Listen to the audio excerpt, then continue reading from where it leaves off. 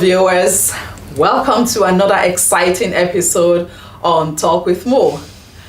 Today, as you know, this season is all about trailblazers, and I have the pleasure of bringing you another trailblazer in the person of Kingsley Madu. If that name sounds familiar, you're going to find out why right now. Welcome to Talk with Mo, Kingsley. Thank you so much, Mo. It's a pleasure. Thank you for having me. I am humbled and happy to be here. Of course. Thank you. Thank you for coming.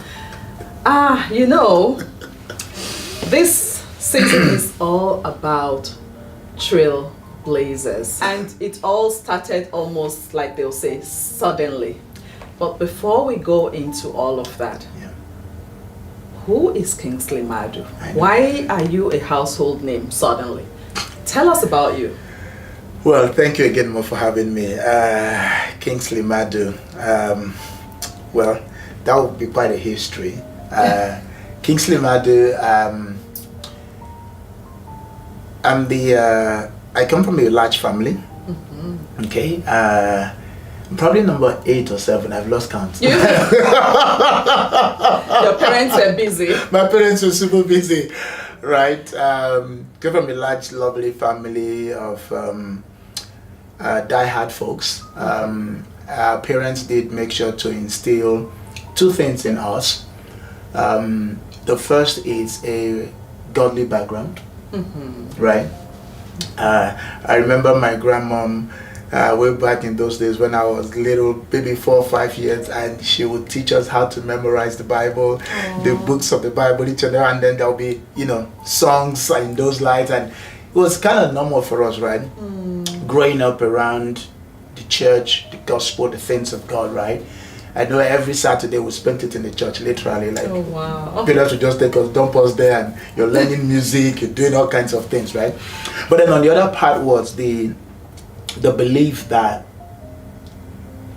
you're not ordinary, you're not a mistake.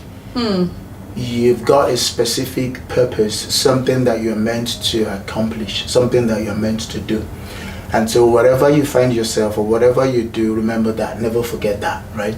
Never forget that. And so that has essentially stuck with all of us, particularly me. And growing up and all of that is just being a thing. I had my initial schooling in Nigeria. I'm a proud Nigerian, if I must add that. Welcome to the club. I know, right? And then shortly after that, I had left Nigeria. And within the last 15 plus years, I've had the humbling privilege of essentially touring the world. Google would say that I had lived in at least 15 different nations globally. 15? 15. Just not visiting, but living. Off of your head, just tell us a few of them. I did live in the US. I lived even in India, Far East Asia, India. This is where our people will say, waiting carry you go. Right? So what took you to India?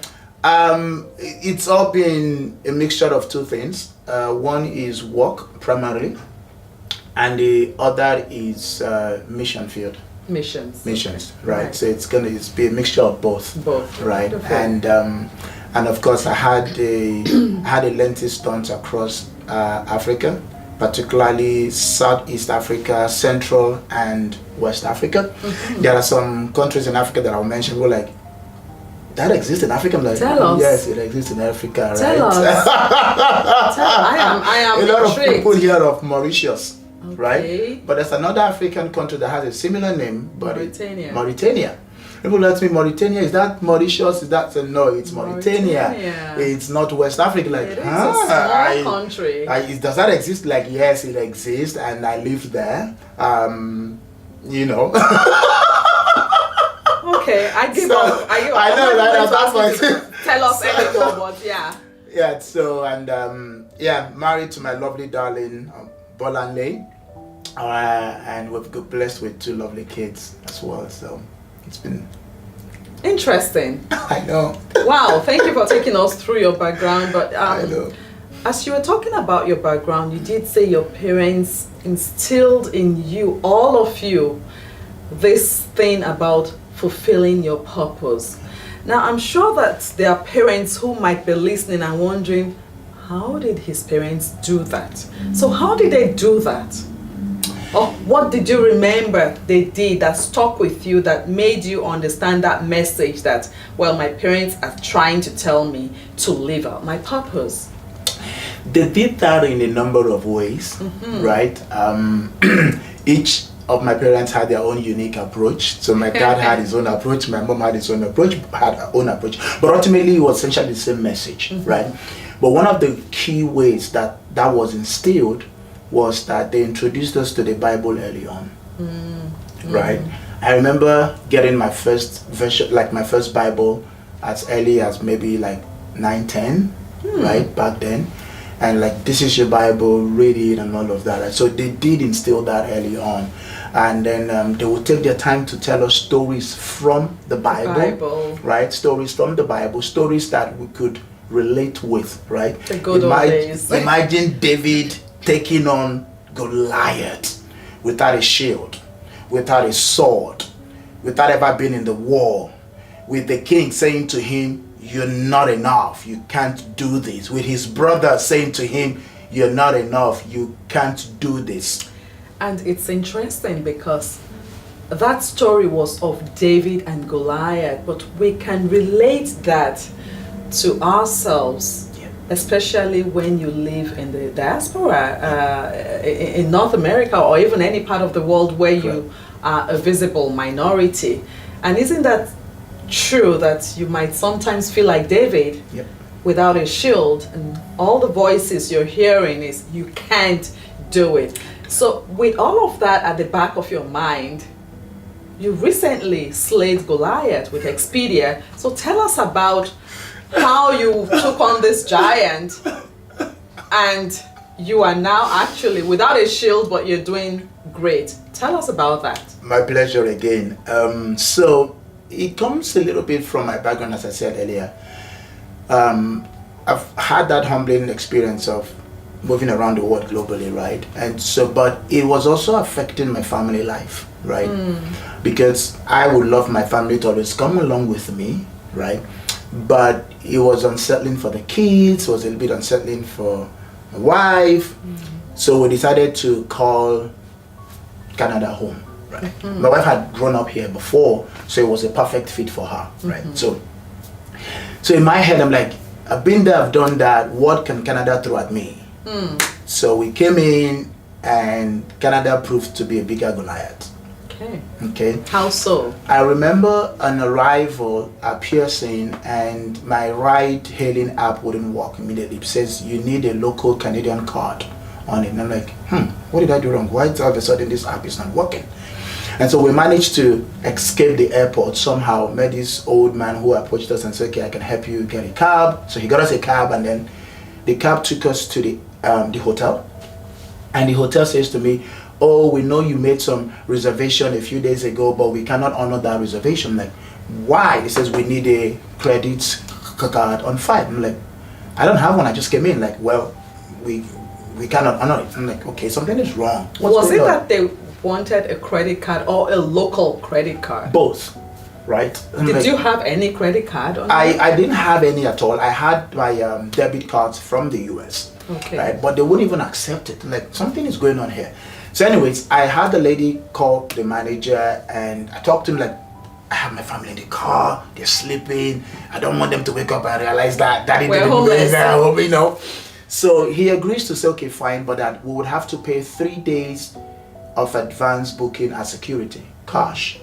Luckily for me, we could make some withdrawals from an ATM machine, right, and do that. And then I tried to rent a car. It was the same story. We can't rent you a car, you don't have a local credit card. So I found myself walking instead of, I can't do Uber, I can't rent a car. So I was literally walking to pretty much anywhere I needed to go to. So I walked over to the house that I was hoping to rent, and the landlord, after speaking with me for like half an hour, says, okay, I like you, you've got a great history, I would love for you to rent my house, but I want to see 6 months of credit history. At that point, I'm like, okay, something is wrong here. I'm like, madam, where do I get this credit? Everybody has been telling me credit. What is even credit? I mean, coming from our background, credit is seemingly a bad thing. Like you are owing. Like, but how do people want me to show that I'm owing? Like, what's going on? So it's just, okay, go to the bank, start from there. So I walk over to the bank and I tell the lady I met, I said, I want credit history. And then she says to me, no, that's not. We don't sell credit history. We'll open you a bank account. I'm like, okay, fine, let's do that. And then we're opening the account and she's filling the form and she says, do you have a home address? And I said, no. She said, well, I cannot open a bank account without a home address. Lobaton. No, but I was like, okay, how did I get into this one chance? Right?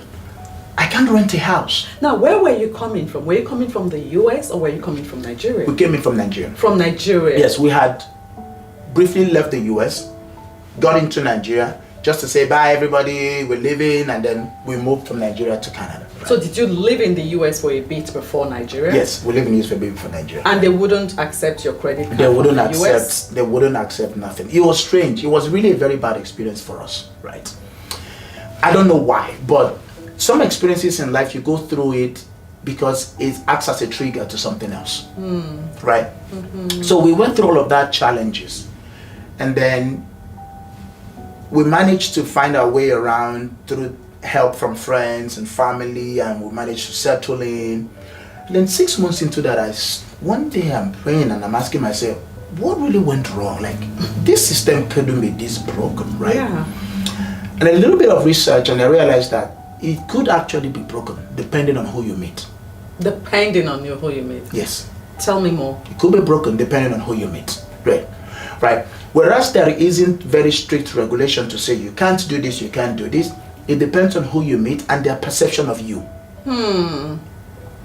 All right. Right. Depends on who you meet and their perception of you. So apparently I wasn't meeting the right people who had the right perception of me. So, and then I did a little bit of research and I found out that it's actually a growing need and a growing problem that even the government recognizes it.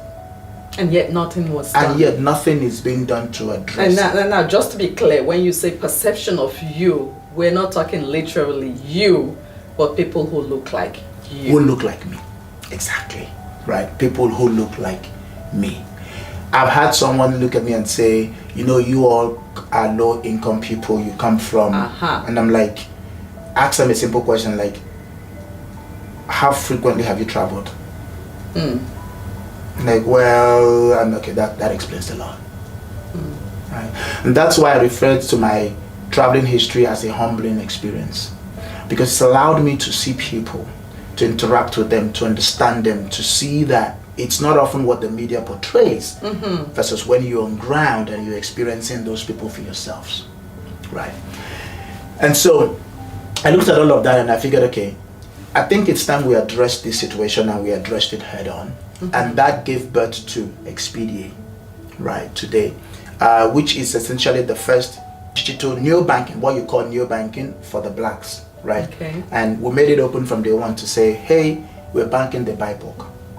Okay. Simple. The BIPOC. Yes. Now, break it down for us. What is neobanking?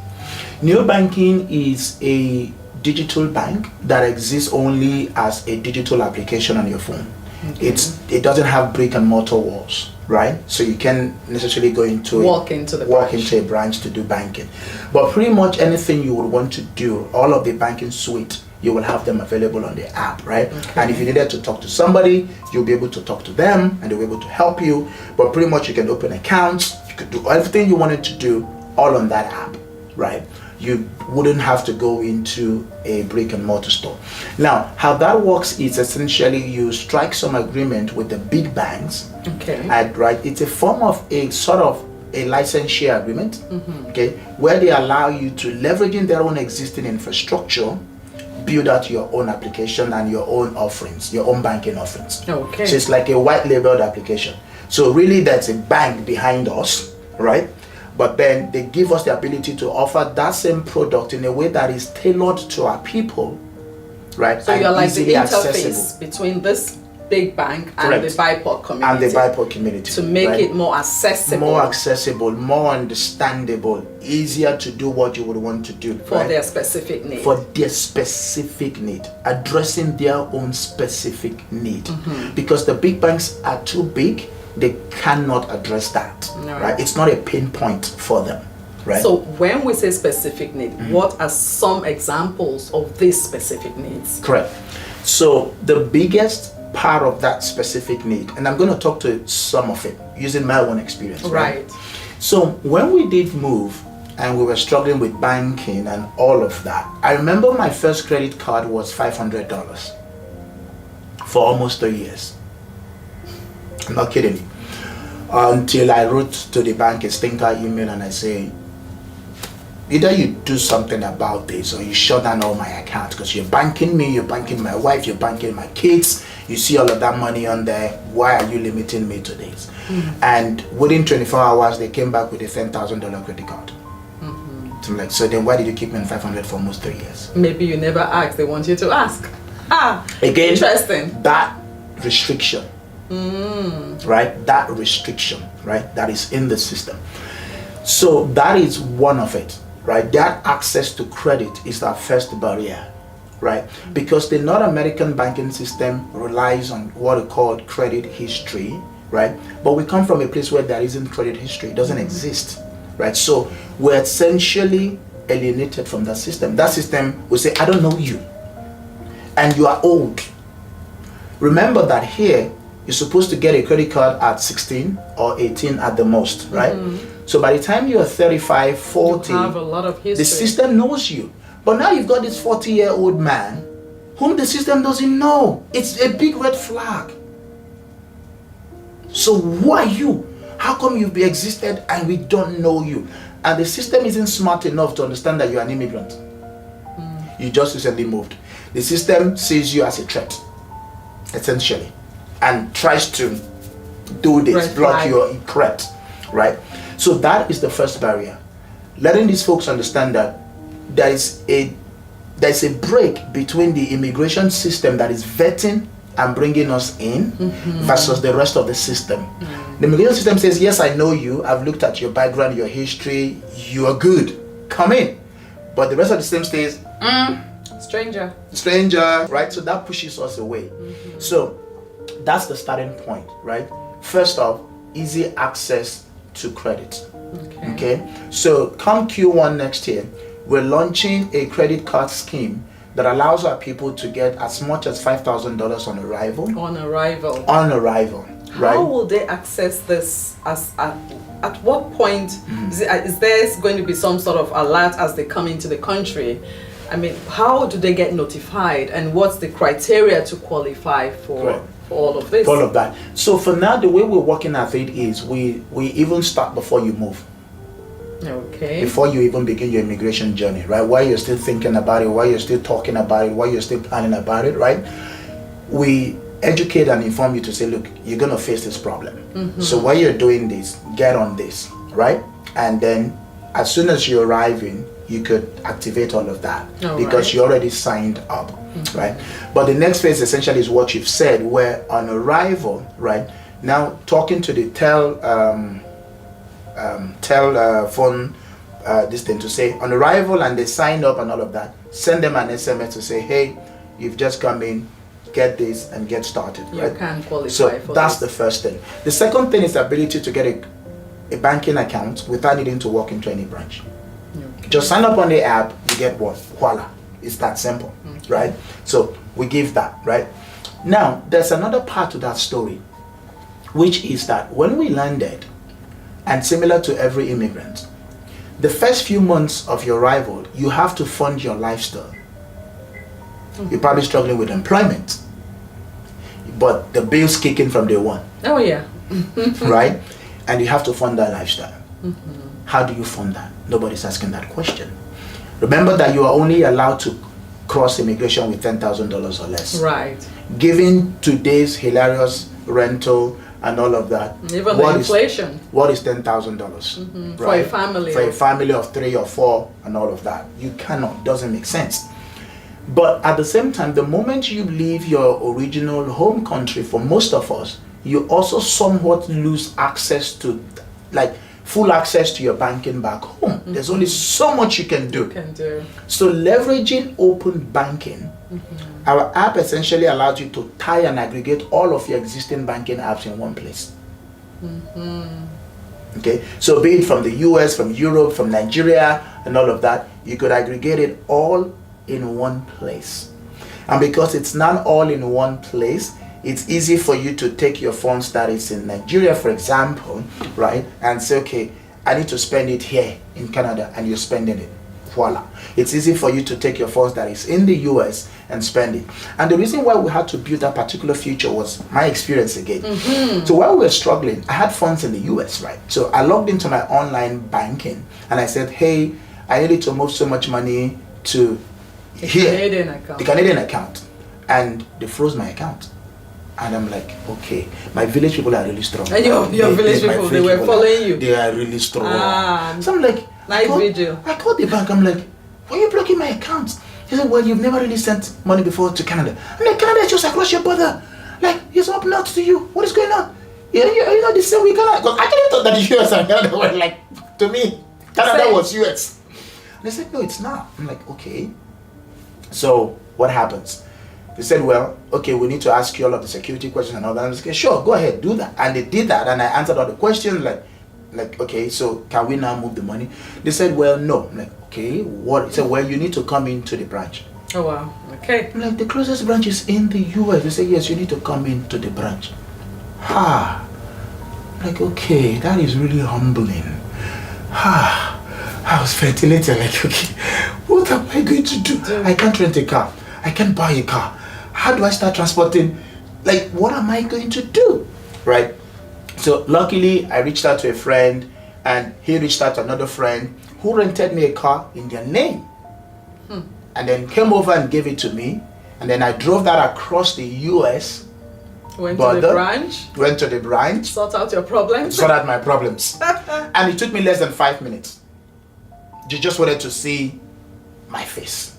It took me less than 5 minutes, right? All of that ordeal, like, you know what? I've had enough of this system. This system wasn't built for me. In fact, to be honest, last week I was in New York and for an event. And then after the event, I spent one day, visited 5 banks, asking them, can you open a bank account for me? And they all said no. So that problem still exists. Why wouldn't they open a bank account for you? Correct. They all said, you need to show us a residency. You need to show some address. You need to show this. You need to show that. But the regulation doesn't say that. To be honest. Right? Doesn't say that. Again, it depends on who you meet. Right? In fact, let me backtrack. We finally got into a bank that says, oh, for sure, we could open one. We could use your Canadian address and open one for you. And they did. So again, it depends on who you meet and the bank. It's not about the regulation. Particular bank. And the I was going to particular say bank, that is something that is almost rampant in most countries. They need some sort of local address to open a bank account for you, right? Unless you're opening what do you call it now, a foreign currency account and all that. Yeah. So people who had just come in and they don't have that address and they don't have all of that, they struggle. In fact, statistics has it that today in the US alone, 7 million people don't have a bank account. Because of that issue. Yes, as of today, right? The North American space has over 5,000 banking institutions, what you will call banks or financial institutions, right? Right. Yet, North America at the same time, combining US and Canada, has more than 10 million people who are unbanked. One of the highest in the world. And so you're saying this app, this neo-banking Expedier that you have, it's called Expedier? Expedier, yes ma'am. That you have is going to work to solve this sort of problems. Yes. But my concern, which I think right now, anyone who's listening to you, especially Nigerians, are thinking, well, if I amalgamate all of my funds in Nigeria, in the US, in Canada, and put all of them linked together, wouldn't the tax man come after me in Canada to see that as my global income? Because that is one of the biggest issues. They want to separate the incomes in various countries so that they can declare their income for tax purposes in Canada. How does this amalgamation you're selling, how does that help people like that? Funny I am enough- not. I funny am enough, not no, I asking get- them to be illegal. I get that all but the time. this is a huge concern. I get that all the time, all right? And I tell people, I say, look, I'm not a tax expert. And I tell them, consult with your tax lawyer or advice, right? Okay. But why would you want to hide? Why would anyone want to hide, right? That's the first question, right? What, like, if your task is working, Why not pay them? why not pay it, right? Why would you want to hide, right? That's the first thing. Then the second thing I tell them, I say, look, majority of the Western world has what we call a tax treaty with the rest of the world. So it might amaze you to know that Canada has a tax treaty with Nigeria. With Nigeria? Yes. And the way those tax treaties work, to my limited knowledge, is that if you pay tax in one country, you may not pay tax in another country. So if you're already paying taxes in Nigeria, right, you might pay less in Canada because of that, or may not even pay at all in Canada because of that. So it doesn't do that, and we do not encourage people in any way to avoid taxes. Absolutely. It comes with a very big penalty. You don't want to be in that bracket, trust me. Tax evasion. Yeah. That is one way that we are addressing that. But we're going a step further beyond that, right? Because remember that this banking is a banking that is tailored to our people, right? So it's one thing to give you a credit card. It's another thing to give you a bank account, right? But then you still have to build credit, right? Now, because of that initial barrier to credit history, many of us are forced to rent straight up. You can't buy a house. Right. Because the mortgage people will tell you, I don't, that one is like a no, forget it. Yeah, Nobody's not talking to you. recognized. Nobody's talking to you, right? But rental is one of the biggest singular expense line any family makes today, right? But the credit system does not recognize it. Well, I'm happy to report that we're talking to the credit bureaus, and in principle, they've said yes, we're just finalizing the agreement to roll it out that would allow our people to build credit through your rental payments. So if you're consistent with your rent, If you're paying on time, you are building we are credit. reporting that to the credit bureau for you, That and is you're building credit. Excellent. That is a great hurdle for a lot of people. Yes. Imagine if you have to sign a minimum 1 year lease. Anyways, That's a credit history of 1 year. that is a credit history of 1 year. And because it's a big chunk of payment, it boosts your score, it boosts your history, it tells the credit bureaus and the credit system that you are super credit worthy. You could pay your debt $2,000 a month or $2,500 a month consistently for 1 year. It's a life-changing game. A lot of people have been asking me, when did you start it? When did you start it? Please don't even like, Right. calm down, it's coming, right? But then we didn't even stop there. No, we're not Tell us stopping. more. We're not stopping there. So This is exciting. it's super exciting. We worked out a plan that would allow those same people who are renting and building credit history, okay, to say, you know what? If you've got a 1 year lease and you're going to build credit in that 1 year, right? We'll line you up for a home purchase at the end of that lease. Interesting. We'll line you up for a home purchase at the end of that lease. Now, is this automatic? You have For to everyone? no, you have to sign up for it, right? Okay. It's there, but you have to sign up for it, Okay, right? alright. But if you're interested in it, right, at the end of your lease, you know that I am moving into my own property because you're consistently paying your rent. The system has already seen it for like 3 months, 6 months. We know you're going to continue for the Yes. next 6 months. So why wait any further? But my question for that will be, because of the inflation, because of an unemployment, because of the constant rate change and the default rate that is becoming more rampant, what are you doing to prevent some sort of a default from clients or what are you doing about that? So there's really an extensive background checks and analysis that we do. It's not, whereas we built it to accommodate as much people as we can, right? We still have a few percentage who we may not approve, right? However, many of the people who get on, if you are able to shoulder a 2.5 rental for 1 year, the balance to a mortgage isn't that significant. Right. Right? So that's the first thing. Second is that going into next year and the next few years, the rates are dropping. They're going to constantly continue to drop. Right? The BOC knows that by 2025, we can't wait. It needs to crash the rates, otherwise there's going to be a massive meltdown. Right? All of the folks who got into a property in 2020 because of the low rates, they're going to be facing renewals in 2025, and it's going to be a massive catastrophe, right? So right now the rates are falling, making it a whole lot easier for people to get onto the property. Some 2-3 months ago, if you were going to sign a 5-year mortgage, the minimum you will get was around 6% fixed rate. Today it's hovering around 5.5, 5.7, just a few months apart. It is coming down already. And we are coming from a 3.5, 2.9 Correct. Fixed. Fixed, right? So it's coming down and will continue to come down, which makes affordability a whole lot easier. For people, right? But then, so the system that we are building the banking is really the backbone to it, right? But beyond the banking is the community. Right? And I really want to talk a lot more about that community aspect. In fact, what we've told the government is that we're building a community bank. Right? Because I tell you this for free, and I'm bold to say this. Beyond the banking is the support, right? Folks like you who are interviewing me, right? It's part of that community, right? Why can we not have a system that supports our immigrants with jobs? Right. Right?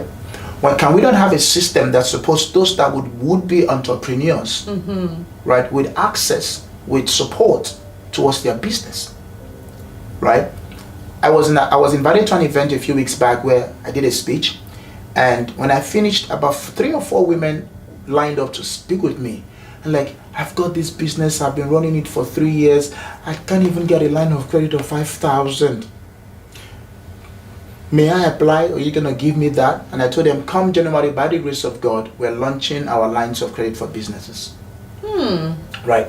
So it's not just about, the banking is great. It's the first foundation, right?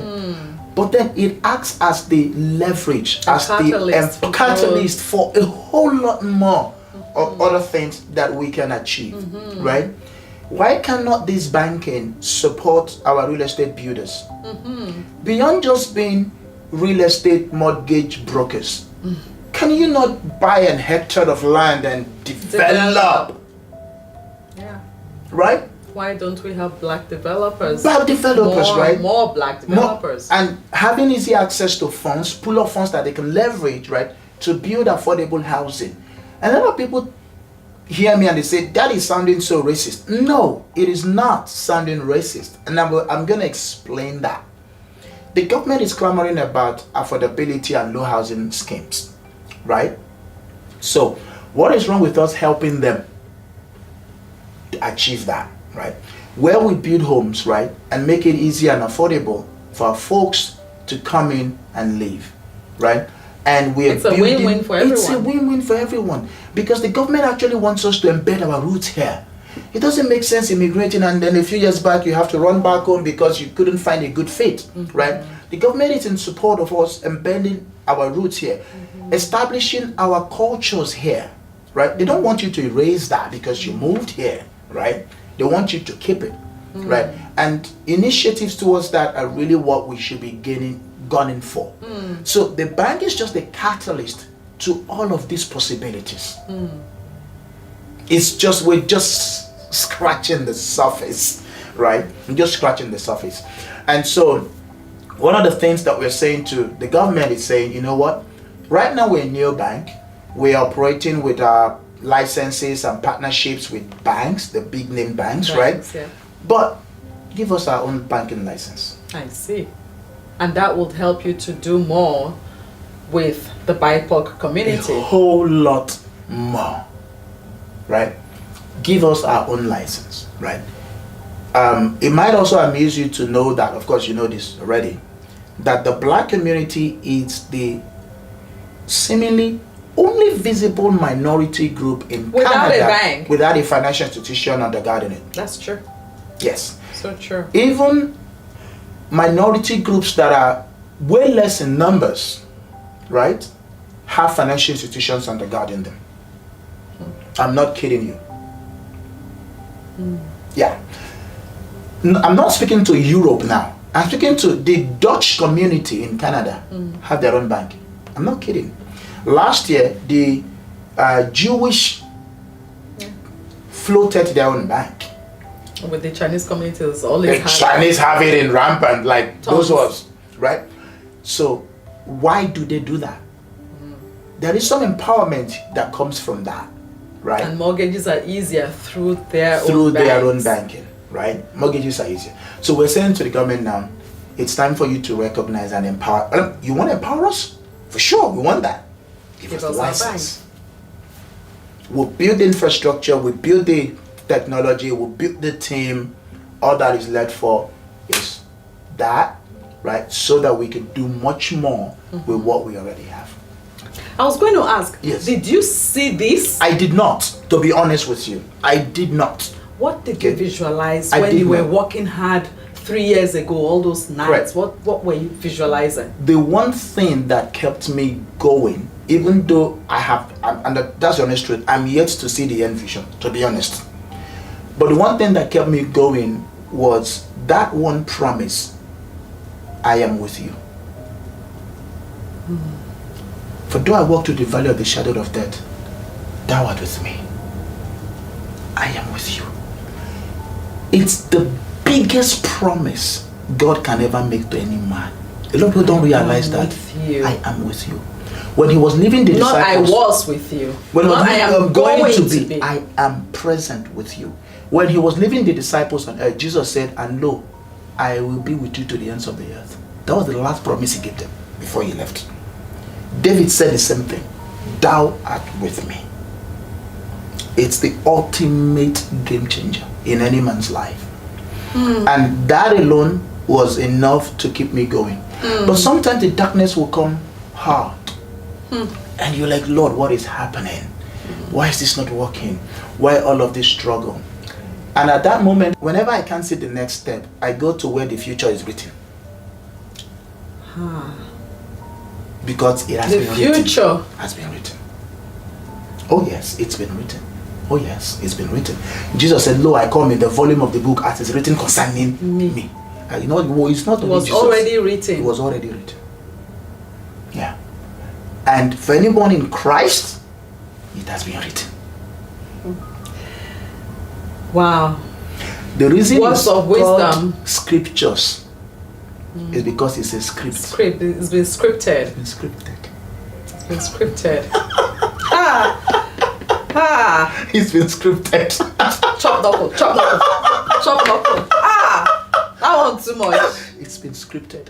You know this name Expedier. Yeah. What does it mean? Does it have a meaning? Yes. It's a French word. It means to expedite. To expedite. Yes. Why French? Why French? I know. Okay, so first off, I learned to speak 5 languages, 5 international languages. What languages do you speak? French, Portuguese, okay, a bit of Spanish, okay, Arabic, and English. You speak Arabic. Yes, but don't ask me. I've lost most of it. But the last one was French. How did you cultivate this language skills? I have a thing for language, right? And then because I moved around a lot, you just have to pick up those languages. I pick up languages very easily, As you go. right, as I go. So it's a thing with me, right? So the most recent was French, right? And so in place of prayer of birthing, what do you call this and all of that, I kept hearing Expedier. I'm like, what is Expedier? I never heard of this language. Like, okay, I went and looked it up and like, it's a French word. Expedite. It means to expedite. I'm like, wow, that really explains what we're doing, right? We're expediting this. We're making it faster, easier, better. I'm like, okay, we're going to accept it, right? And then that was the birth of Expedia. People hear your story today and they look like, oh, this guy was so lucky. He just woke up, he had all of these problems and he started Expedia. But you and I know that it wasn't always the case. Funding was an issue. Getting investors was an issue. tell us about what that looks like today. Yeah.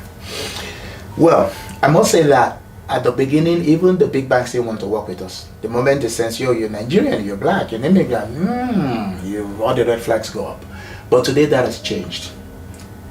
So what had happened was, first off, we were recognized as a top 12 fintech in Canada. And that was a game changer. Top 12. Top 12. And I told her, I said, don't worry, next year is going to be top 1. I love it. Right? We made it to the top 12. And then, and it wasn't an easy feat, right? There were almost 150 selected. Yeah.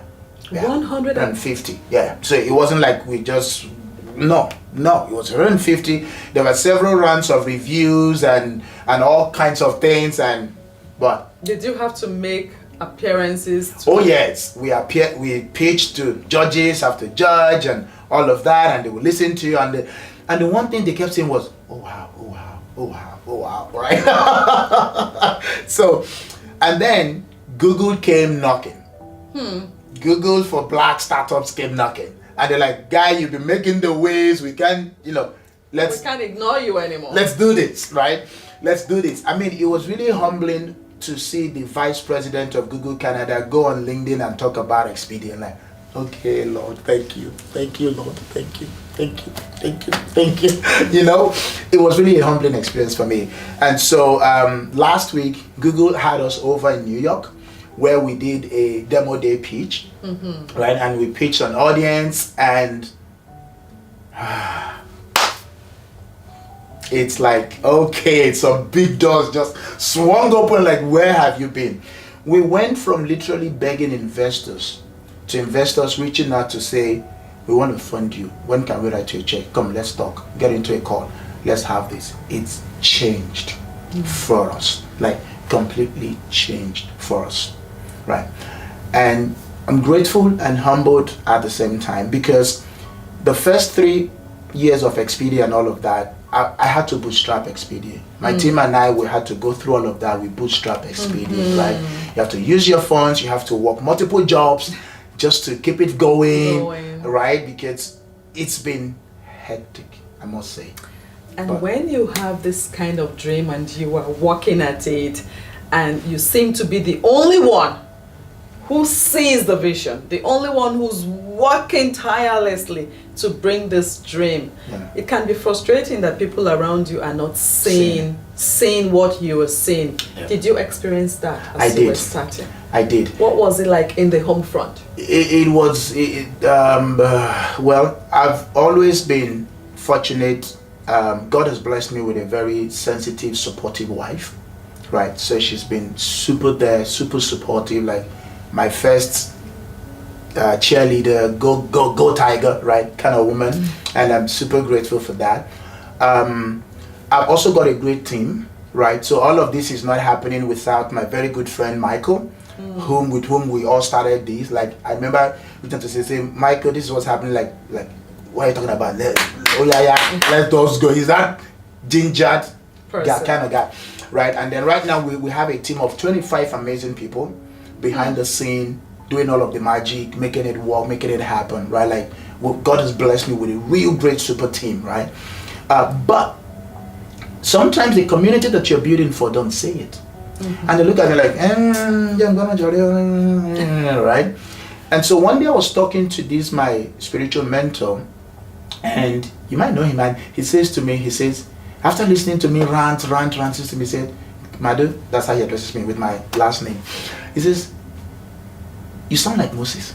I'm like, okay, I'm not Moses, what do you mean?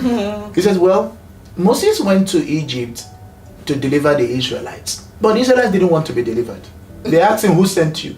In fact, they went to report him to Pharaoh, say, we don't know this man, no, please, he's not speaking on our behalf. He says, you're Moses. The people for whom you're building this may not say it, but keep at it. It will come. It will come. Because he told me, he said, as long as there's a Moses, one day Pharaoh will bow.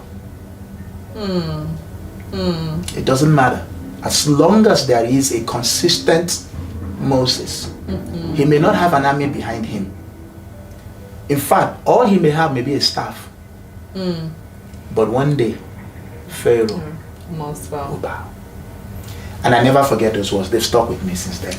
It's interesting. So you have gone from being David slaying Goliath to now Not going to be Moses. you are Moses. So I wonder what next character I know, of the right? Bible that you're going to embody, because you seem to be unstoppable. And so maybe you're going to be Caleb, who at the age of 70 was saying, Give me this mountain. give me more. Lots of people have experienced the challenges that you experienced that became a catalyst for the birth of Expedier. And I just want to say that many of us go through a lot of challenges and we stay stuck in the challenge. But what Kingsley Madu has taught us is we can look beyond the challenge to how can we change the narrative? How can we make it better for others coming behind us? Because the story never ends with us. That's it. There is a generation coming behind you. What story are you leaving behind? What narrative do you want them to inherit? Are you going to leave the problem the way you met it, or are you going to do something about it? Many of us are good at complaining. We see a problem, we point it out, we don't proffer a solution. Kingsley has challenged me today, and I hope he has challenged you, that when you see a problem, you not only point it out, but you work hard to proffer a solution to that. On that note, I want to say it's been such a pleasure having you here, Kingsley. Same here. And you all keep well, take good care of yourself, and I'll catch you real soon. God bless you. God bless you.